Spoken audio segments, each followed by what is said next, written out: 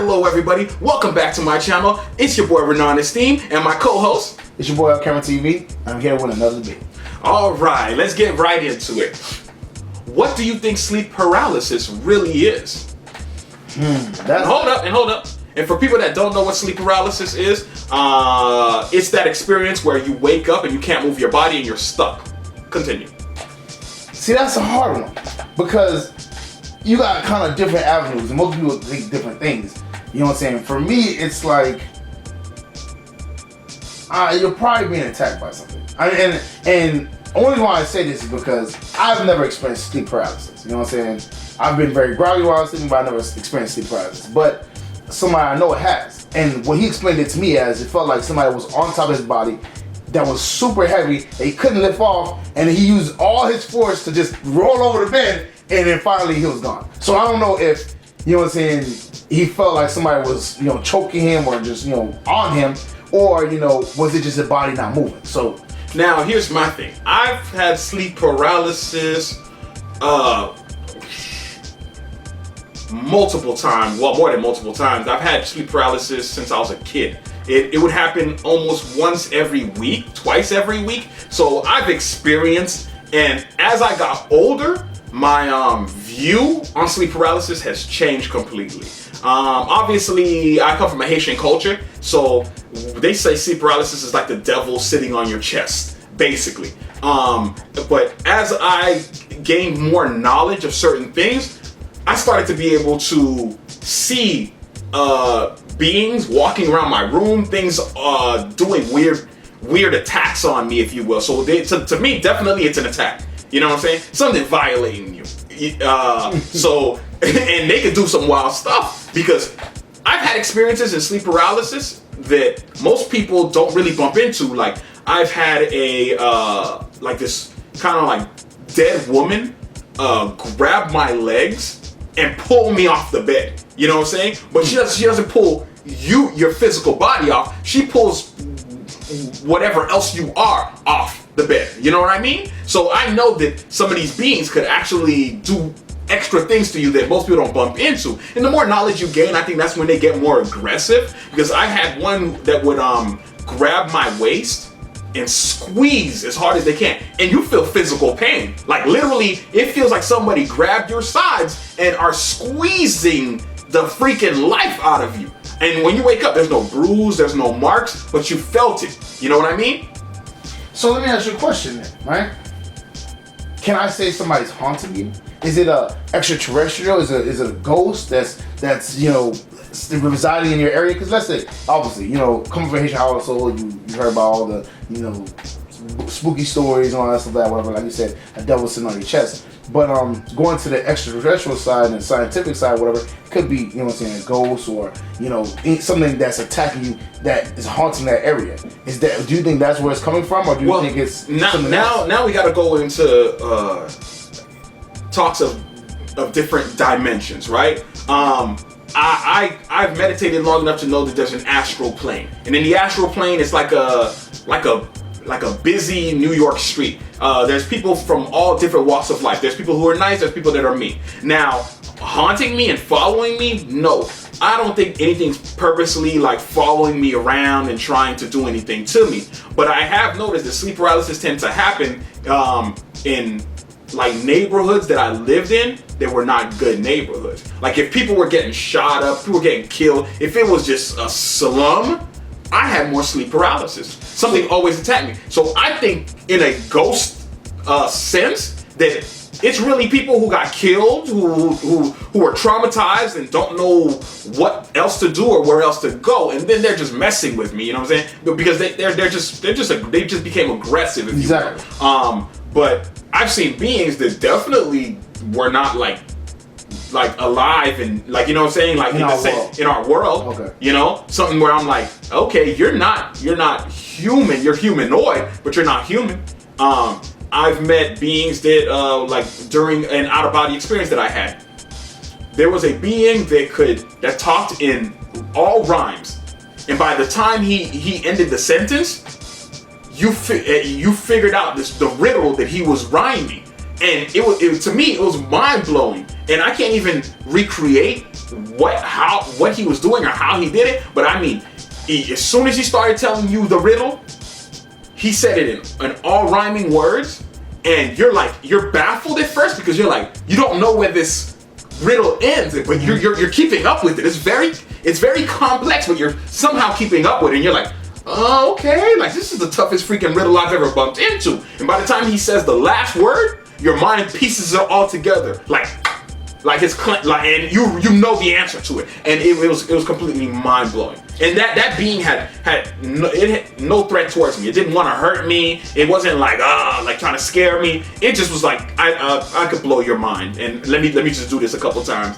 You know what I mean? See, my thing is like I've had an out of body experience. Obviously, I only had one, but it was, I guess you could say it might have been sleep paralysis, and I'm gonna tell you why. Okay. Because in the situation when I was sitting in my room, like any other day, and I just felt like really tired out of nowhere. It was like, what I'm saying, I couldn't even fight the tiredness, right? And I just kind of like knock out of nowhere.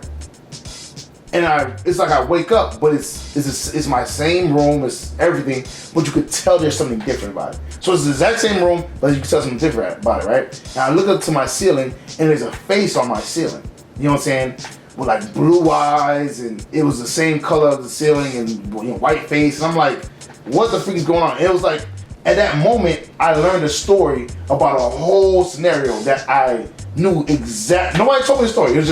It kind of just came to my mind at that point, and it was just the weirdest thing ever. It was like I seen everything, but it was kind of like, it was like wavy, and it looked different. So, you know what I'm saying, I didn't get to necessarily look at my body. I wasn't, above me, but I was outside of my body, and I knew I was. Yeah. You know what I'm saying? I know. So, but then, like, the face spooked me. You know what I'm saying? The face is just like, of course. The face is like, you know what I'm saying? Anything, what is that? You know what I'm saying? Like, anything popping up in front of you is gonna spook. So I was like, obviously, I don't know how I woke up, but I did. But it wasn't like I was sleeping. You know what I'm saying? So I could tell. You know the difference when you're waking up from sleep and waking up from that. I tell everybody that. People who are like, well, how do you know you're having an out-of-body experience and not like sleeping? Like, you know the difference between sleeping and out-of-body experience. Like, with an out-of-body experience, it's like everything is the same but not the same.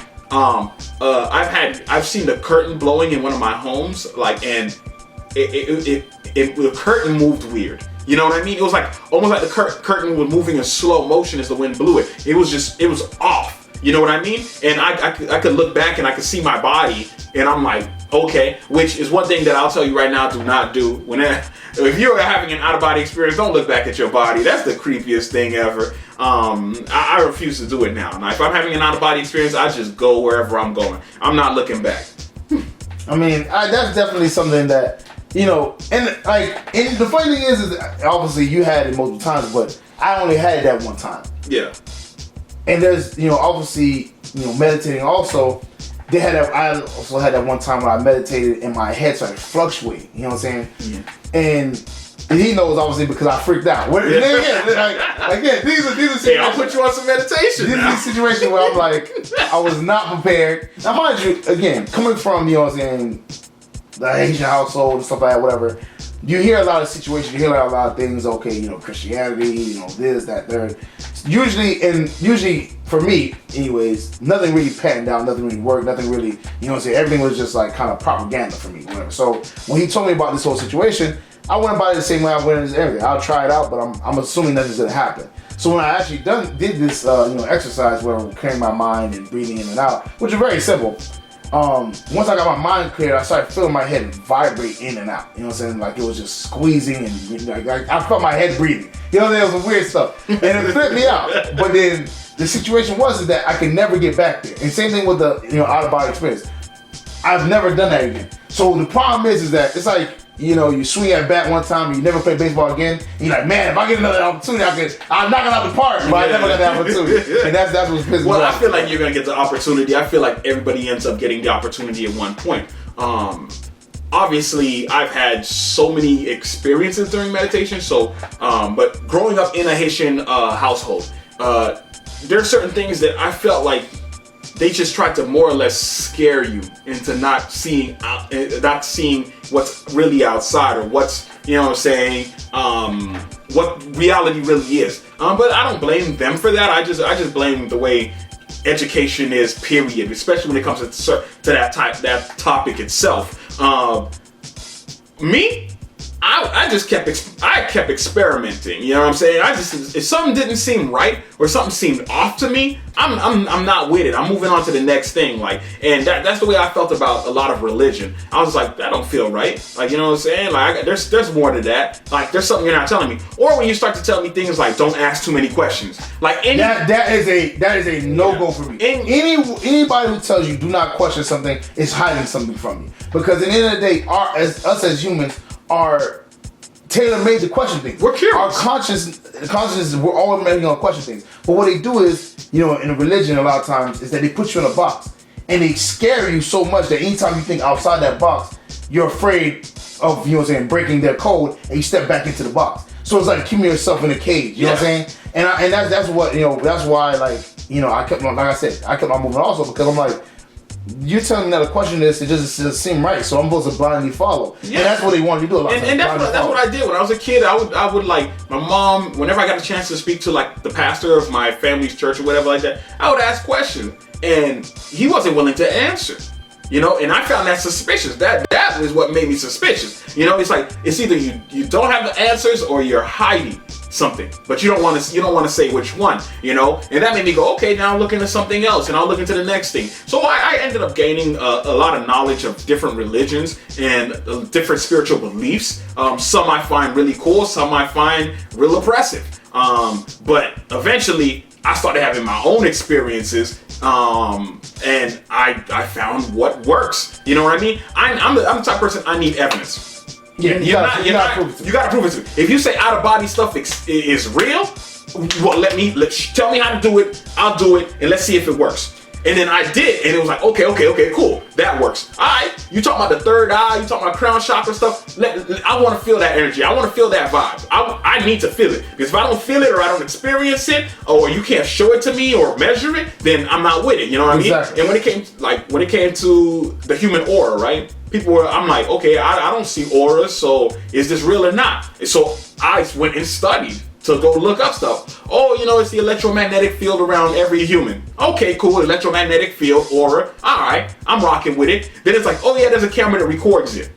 So then I'm like, oh, okay. So then I went and found the footage of the camera, people using the cameras to record the electromagnetic field. And as I'm watching it, people are glowing red, blue. But the most interesting thing is the moment somebody started meditating, they started glowing white. I'm like, oh, okay, cool, all right. I you know what I'm saying? That's evidence to me. And then eventually, obviously, I started feeling energy too. The third eye thing, the crown chakra, the heart chakra. I done felt all the energies and all the vibes and stuff like that coming out of me. The spinning wheels inside you, all that. So to me, I felt it. I watched recordings of it. I know how to record it if I wanted to. So I was like, okay, cool. That's evidence. That's for the Lord to know. Like that's not no mysterious. I'm not with that, bro. Listen, and again, like I said, you know, obviously we need evidence, but at the end of the day, bro, like I've been in situations where they try to force things on me. So for me, it's like, nah, dog, I'm not with that. You know what I'm saying? I'm absolutely not with that. Like, you know what I'm saying? I went to churches and it was like, oh, come up here. Like, they was out here knocking everybody out. You know what I'm saying? They was like, oh, putting hands on everybody. Everybody just falling out. So I'm like, oh, man. You know, obviously everybody's, you know, speaking in tongues and doing all that stuff. And I'm like, oh, obviously they feeling something. You know what I'm saying? So then it came my turn. They put hands on me. And I'm like, nothing happened. Like, what is... And then they just kept on pushing me down further. And I'm like, let me just lay down because they're gonna keep on pushing me. But you know what I'm saying? But like, he's gonna abuse me. So yeah, let me just lay down so we can stop this. You know what I'm saying? But I'm like, yeah, like to me it was kind of like, is this just everybody playing along, or is it, you know, are y'all charlatans, or actually feeling things? So that's why for me it was like the meditation thing was definitely something that I was like, okay, yeah, this is something I want to do. Yeah, I've been big into it for so long now. I knew eventually everybody was gonna come to it anyways, because when you get to a certain conscious level, a certain mind state, you kind of see the truth and the reality of things. So you're like, okay, and you don't feel pressured into converting people. Exactly. You know what I mean? Like, I'm like, I don't care. Like, if you meditate, you meditate. If you into, you know what I'm saying, chakra stuff, if you into this, if you're into that, then cool. You know what I'm saying? But if you're not, like, don't do nothing to me. Like, and that's the thing too. Like, I mean, anybody who tells you don't do this or don't try that, it's like, why? Like, if your product works, if let's say I'm speaking, right? I'm a salesman. I'll say this is the best product on the market. If I tell you don't use no product that's, you know, like my product, or don't use anything, you know what I'm saying, anything that's in the same ballpark, then why? If mine is the best on the market, I shouldn't worry about who else you're trying, because I know mine is the best on the market. Yeah. So all these other religions are like, oh yeah, you know, don't you shouldn't be looking at this, you shouldn't be looking at that. Why? If your religion is the truth, why should I not look into are theirs part of the truth too? Is that, you know what I'm saying, can they convert? If I can be converted, then obviously yours wasn't what it's supposed to be, right? And here's the crazy part. People get converted all the time. You know what I mean? People say, oh, my religion is the best. Somebody converted them to this. And then the other person says, my religion is the best. And somebody converted them to the other one. And some people just let go of those religions altogether. You know what I mean? Mm-hmm. So for you to be like, yours is the truth, you're like, you haven't, there is a universal truth, and that one can't be beat. So that's why I feel like they're playing with all these little concepts of what God is and what life is about. Like, but there's a real answer to it. And when people bump into that answer, they kind of look at all the other ones like, oh, okay, I see they have to go through that process. You know what I mean? I went through that process, so let them go through that process. And that's why, you know what I'm saying, that's why I never felt like I needed to put pressure on nobody. Exactly. I don't gotta pressure you. You're gonna figure out the truth. You know what I'm saying? What there's a saying about that, like, two things you can't hide: the sun and the truth. You know what I'm saying? Like, come on. Man. It's inevitable. Well, if you enjoyed this conversation, make sure you hit the subscribe button and the bell notification, and watch another video. Until next time.